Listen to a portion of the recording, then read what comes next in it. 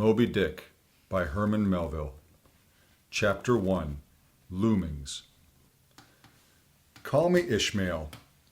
Some years ago, never mind how long precisely, having little or no money in my purse and nothing particular to interest me on shore, I thought I would sail about a little and see the watery part of the world. It is a way I have of driving off the spleen and regulating the circulation. Whenever I find myself growing grim about the mouth, whenever it is a damp, drizzly November in my soul, whenever I find myself involuntarily pausing before coffin warehouses and bringing up the rear of every funeral I meet, and especially whenever my hypos get such an upper hand of me that it requires a strong moral principle to prevent me from deliberately stepping into the street and methodically knocking people's hats off, then I account it high time to get to sea as soon as I can. This is my substitute for pistol and ball. With a philosophical flourish, Cato throws himself upon his sword. I quietly take to the ship. There is nothing surprising in this. If they but knew it, almost all men in their degree, some time or other, cherish very nearly the same feelings towards the ocean with me. There now is your insular city of the Manhattoes, belted round by wharves as Indian isles by coral reefs. Commerce surrounds it with her surf. Right and left the streets take you waterward. Its extreme downtown is the Battery, where that noble mole is washed by waves, and cooled by breezes, which a few hours previous were out of sight of land. Look at the crowds of water-gazers there. Circumambulate the city of a dreamy Sabbath afternoon. Go from Corlear's Hook to Coentine's Slip, and from thence by Whitehall northward. What do you see? Posted like silent sentinels all around the town, stand thousands upon thousands of mortal men fixed in ocean reveries. Some leaning against the spiles, some seated upon the pierheads, some looking over the bulwarks of ships from China, some high aloft in the rigging, as if striving to get a still better seaward peep. But these are all landsmen, of weekdays pent up in lath and plaster, tied to counters, nailed to benches, clinched to desks. How then is this? Are the green fields gone? What do they here? But look, here come more crowds, pacing straight for the water, and seemingly bound for a dive.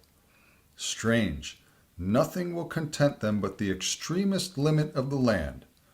Loitering under the shady lee of yonder warehouses will not suffice. No, they must get just as nigh the water as they possibly can without falling in. And there they stand, miles of them, leagues. Inlanders all. They come from lanes and alleys, streets and avenues, north, east, south, and west. Yet here they all unite. Tell me, does the magnetic virtue of the needles of the compasses of all those ships attract them thither? Once more, say you are in the country, in some high land of lakes. Take almost any path you please, and 10 to 1 it carries you down in a dale and leaves you there by a pool in the stream. There is magic in it. Let the most absent-minded of men be plunged in his deepest reveries. Stand that man on his legs, set his feet a-goin', and he will infallibly lead you to water if water there be in all that region. Should you ever be athirst in the great American desert, try this experiment if your caravan happen to be supplied with a metaphysical professor. Yes, as everyone knows, meditation and water are wedded forever. But here is an artist. He desires to paint you the dreamiest, shadiest, quietest, most enchanting bit of romantic landscape in all the valley of the Saco. What is the chief element he employs? There stand his trees, each with a hollow trunk as if a hermit and a crucifix were within, and here sleeps his meadow, and there sleep his cattle, and up from yonder cottage goes a sleepy smoke. Deep into distant woodlands winds a mazy way, reaching to overlapping spurs of mountains bathed in their hillside blue. But though the picture lies thus tranced, and though this pine tree shakes down its sighs like leaves upon this shepherd's head, yet all were vain, unless the shepherd's eye were fixed upon the magic stream before him. Go visit the prairies in June, when for scores on scores of miles you wade knee-deep among tiger lilies. What is the one charm wanting? Water. There is not a drop of it there. Were Niagara but a cataract of sand, would you travel your 1,000 miles to see it? Why did the poor poet of Tennessee, upon suddenly receiving 2 handfuls of silver, deliberate whether to buy him a coat, which he sadly needed, or invest his money in a pedestrian trip to Rockaway Beach? Why is almost every robust, healthy boy with a robust, healthy soul in him, at some time or other, crazy to go to sea? Why, upon your first voyage as a passenger, did you yourself feel such a mystical vibration when first told that you and your ship were now out of sight of land? And why did the old Persians hold the sea holy? Why did the Greeks give it a separate deity, and own brother of Jove? Surely all this is not without meaning. And still deeper, the meaning of that story of Narcissus, who, because he could not grasp the tormenting mild image he saw in the fountain, plunged into it and was drowned. But that same image we ourselves see in all rivers and oceans. It is the image of the ungraspable phantom of life, and this is the key to it all.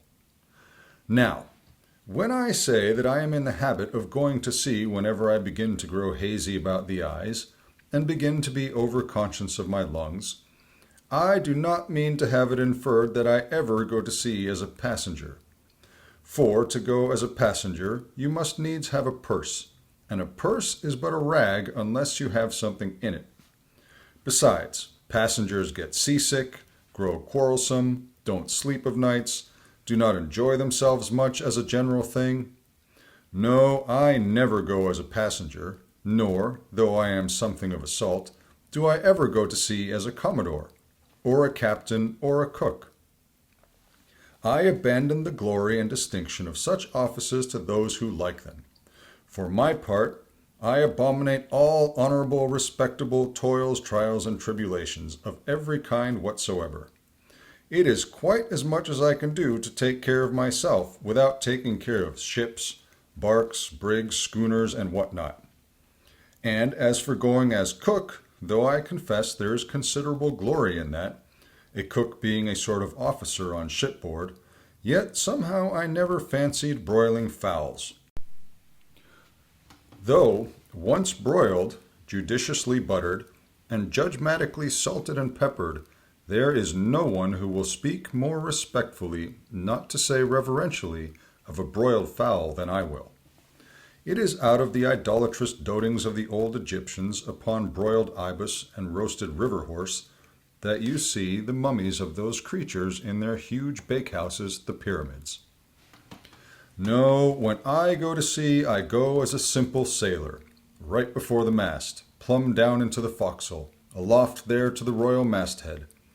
True, they rather order me about some, and make me jump from spar to spar like a grasshopper in a May meadow. And at first this sort of thing is unpleasant enough. It touches one's sense of honor, particularly if you come of an old established family in the land. The Van Rensselaers, or the Randolphs, or the Hardicanutes. And more than all, if just previous to putting your hand into the tar pot, you have been lording it as a country schoolmaster, making the tallest boys stand in awe of you. The transition is a keen one, I assure you, from a schoolmaster to a sailor, and requires a strong decoction of Seneca and the Stoics to enable you to grin and bear it. But even this wears off in time. What of it if some old hunks of a sea captain orders me to get a broom and sweep down the decks? What does that indignity amount to? Weighed, I mean, in the scales of the New Testament. Do you think the Archangel Gabriel thinks anything the less of me because I promptly and respectfully obey that old hunks in that particular instance? Who ain't a slave? Tell me that. Well then, however the old sea captains may order me about, however they may thump and punch me about, I have the satisfaction of knowing that it is all right, and that everybody else is in one way or other served in much the same way, either in a physical or metaphysical point of view, that is. And so the universal thump is passed round, and all hands should rub each other's shoulder blades and be content. Again, I always go to sea as a sailor because they make a point of paying me for my trouble, whereas they never pay passengers a single penny that I ever heard of. On the contrary, passengers themselves must pay, and there is all the difference in the world between paying and being paid. The act of paying is perhaps the most uncomfortable infliction that the two orchard thieves entailed upon us. But being paid, what will compare with it? The urbane activity with which a man receives money is really marvelous. Considering that we so earnestly believe money to be the root of all earthly ills, and that on no account can a moneyed man enter heaven. Ah, how cheerfully we consign ourselves to perdition. Finally, I always go to sea as a sailor because of the wholesome exercise and pure air of the forecastle deck. For, as in this world, headwinds are far more prevalent than winds from astern. That is, if you never violate the Pythagorean maxim. So, for the most part, the Commodore on the quarterdeck gets his atmosphere at second hand from the sailors on the forecastle. He thinks he breathes it first, but not so. In much the same way do the commonalty lead their leaders in many other things, at the same time that the leaders little suspected. But wherefore it was that after having repeatedly smelt the sea as a merchant sailor, I should now take it into my head to go on a whaling voyage, this the invisible police officer of the fates, who has the constant surveillance of me and secretly dogs me and influences me in some unaccountable way, he can better answer than anyone else. And, doubtless, my going on this whaling voyage formed part of the grand program of Providence that was drawn up a long time ago. It came in as a sort of brief interlude and solo between more extensive performances. I take it that this part of the bill must have run something like this. Grand contested election for the presidency of the United States. Whaling voyage by one Ishmael. Bloody battle in Afghanistan. Though I cannot tell why it was exactly that those stage managers, the fates, put me down for this shabby part of a whaling voyage, when others were set down for magnificent parts in high tragedies, and short and easy parts in genteel comedies, and jolly parts in farces. Though I cannot tell why this was exactly, yet, now that I recall all the circumstances, I think I can see a little into the springs and motives which, being cunningly presented to me under various disguises, induced me to set about performing the part I did, besides cajoling me into the delusion that it was a choice resulting from my own unbiased free will and discriminating judgment. Chief among these motives was the overwhelming idea of the great whale himself. Such a portentous and mysterious monster roused all my curiosity. Then the wild and distant seas where he rolled his island bulk, the undeliverable nameless perils of the whale, these, with all the attending marvels of 1,000 Patagonian sights and sounds, helped to sway me to my wish. With other men, perhaps, such things would not have been inducements, but as for me, I am tormented with an everlasting itch for things remote. I love to sail forbidden seas and land on barbarous coasts. Not ignoring what is good, I am quick to perceive a horror, and could still be social with it, would they let me, since it is but well to be on friendly terms with all the inmates of the place one lodges in. By reason of these things, then, the whaling voyage was welcome. The great floodgates of the wonder world swung open, and in the wild conceits that swayed me to my purpose, Two and two there floated into my inmost soul endless processions of the whale, and, midmost of them all, one grand hooded phantom, like a snow hill in the air.